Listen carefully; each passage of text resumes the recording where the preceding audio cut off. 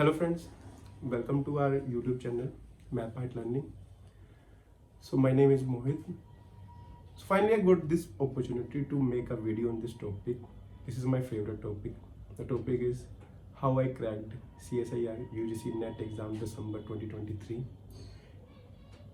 So this is my second attempt and I got AI rank 117. ठीक है, इन lectureship in physical sciences.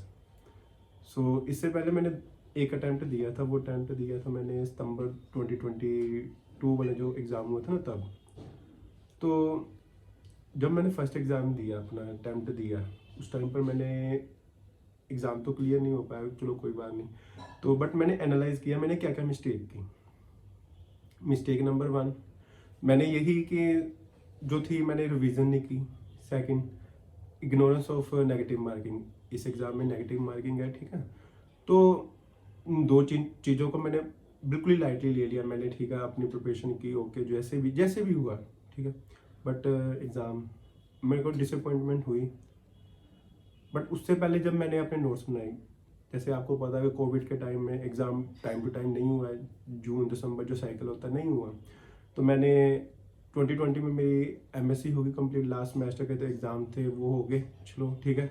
उसके बाद मैंने कोशिश की कि एग्ज़ाम दूँ, but due to some restriction के कोविड की नॉर्म, थोड़ा डेट का नोटिफिकेशन का आइडिया नहीं लगा, तो चलो ठीक है, होता गया। तो उसके बाद जब मैं फॉर्म भरने गया तो थोड़ा सा मेरा डॉक्यूमेंट थोड़े इनकम्प्लीट थे, जिसकी वजह से मैं एग्ज़ाम नहीं दे पाया। स्टार्टिंग के लिए 2-3 जो अटैम्प्ट थे। फिर मैंने अपने उसी टाइम में अपना मतलब नोट्स बनाना स्टार्ट कर दिया, और क्योंकि मेरा एम ही यही था कि लेक्चरर लगना है जैसे भी है, ठीक है। तो मैंने अपने नोट्स बनाना स्टार्ट कर दिए। नोट्स कैसे, रेफरेंस बुक ली, जो मैंने नोट्स बनाए हुए थे एमएस के अकॉर्डिंग, तो उनको भी यूज़ किया। प्लस उसके बाद PYQ लिए जो एग्ज़ाम थे, उनको एनालाइज़ किया। एनालाइज़ करने के बाद ये देखा कि जो बिफोर कोविड है उसमें कैसा ट्रेंड फॉलो हो रहा है और पोस्ट कोविड कैसा ट्रेंड फॉलो हो रहा है। तो देखकर ये एनालाइज हुआ कि कुछ टॉपिक है, ठीक है, जिनको मेरे को पढ़ने की ज़रूरत है। और जो हमारा सिलेबस है ना JNU के अंदर, जैसे मैंने JNU के अंदर से की है ना, तो बोर्ड मतलब कि गुरु नानक देव यूनिवर्सिटी अमृतसर, तो उनके सिलेबस में, MSc के सिलेबस में वो टॉपिक नहीं थे। तो वो मैंने टॉपिक दोबारा से अपडेट किया अपने नोट्स में। तो करते करते मेरे को थोड़ा टाइम लग गया, और साथ में जो गवर्नमेंट के एग्ज़ाम निकलते थे मैं देता गया, ठीक है। चलो आफ्टर दैट, सो जैसे ही जुलाई 2022 आया तो मैंने अपने फर्स्ट एक अटैम्प्ट का मतलब फॉर्म फिल कर दिया। तो उसके बाद एग्ज़ाम हुआ सितंबर में जाकर। तो फर्स्ट मैंने एज ए उसको ट्रायल ही लिया, ठीक है। ट्रायल लिया कि देखूं क्या एग्ज़ाम ईजी था, बट नहीं हो पाया। क्यों? क्योंकि मैंने आपको बताया ना कि मैंने 2 चीज़ें मिस कर दी। अब फर्स्ट अटैम्प्ट मैं देने जा रहा हूँ, ठीक है। तो मेरा क्या होगा कि मैंने जैसे क्वेश्चन अटैम्प्ट कर रहा हूँ, प्रैक्टिस नहीं थी, क्वेश्चन प्रैक्टिस ही नहीं थी मैंने की, तो जिसकी वजह से मेरे क्वेश्चन ही ना निकले। और 3 घंटे का टाइम वो क्वेश्चन ना निकले, जिसकी वजह से मेरे को उस चीज़ का ना नुकसान हो गया। Second thing, negative marking. और लास्ट में क्या, तुक्के लगा दिए, चलो ठीक है जैसे भी हो गया। जेन्युइन मैं सीधी बात बता रहा हूँ, मैंने क्या मिस्टेक, और आगे मेरे से मेरी तरफ देखकर कोई और बच्चा जैसे जो अपना फर्स्ट अटैम्प्ट दे रहा है वो ये मिस्टेक ना करे, ठीक है। पेपर बहुत इजी है, इतना भी टफ नहीं है, सिर्फ आपको अपने कॉन्सेप्ट क्लियर होने चाहिए। ये CSIR है, नेट एग्ज़ाम UGC NTA इसको, ठीक है, कंडक्ट करता है। तो इसका लेवल है एक, बाकी जो भी एग्ज़ाम है ना, चाहे गेट है, चाहे IIT जैम है, दूसरा भी है टीफर, जो भी है, इसके नीचे ही काउंट होते हैं। सबसे टॉप मोस्ट पर यही है। इसी वजह से NTA ने किया हुआ कि आगे अगर आपने PhD करनी है तो पहले नेट क्लियर करो। तो मैंने अपना एम ही इसी को फोकस किया कि मैंने यही एग्ज़ाम करना है, ठीक है। मैं चाहे तो B.Ed भी कर सकता, बट मैंने B.Ed नहीं की, क्योंकि मेरा, ठीक है, मैंने कॉलेज में ही जाना है। अब ये इस जो अटैम्प्ट में मैंने LS क्लियर किया, लेक्चरशिप क्लियर किया, ठीक है।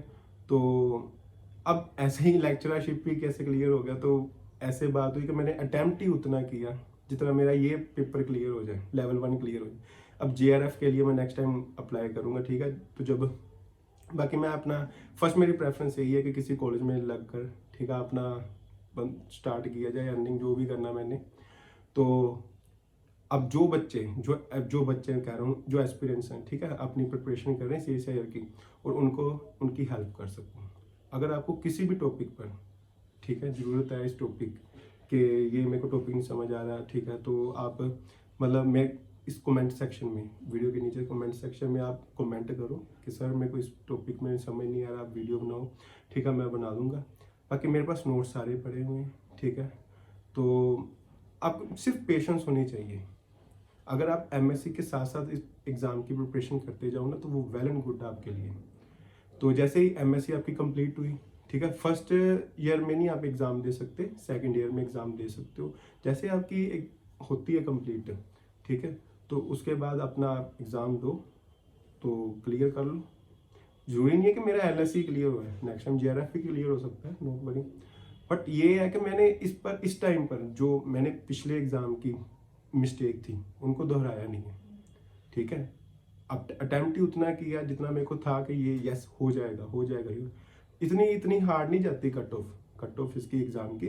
CSI फिजिकल साइंस में बात कर रहा हूँ, बाकी की नहीं, क्योंकि आपको भी पता होगा UGC और CSIR दो डिफरेंट टाइप ब्रांच, एक नॉन साइंस स्टूडेंट के लिए और एक साइंस स्टूडेंट के लिए, ठीक है ना। तो फिजिकल साइंस जो स्टूडेंट है, जो फिजिक्स के लिए पेपर दे रहे हैं, उनको तो पता ही होगा कि इतनी कट ऑफ हाई नहीं जाती। हाँ, इसी वजह से मैंने अभी के लिए जस्ट LS ही कंप्लीट किया।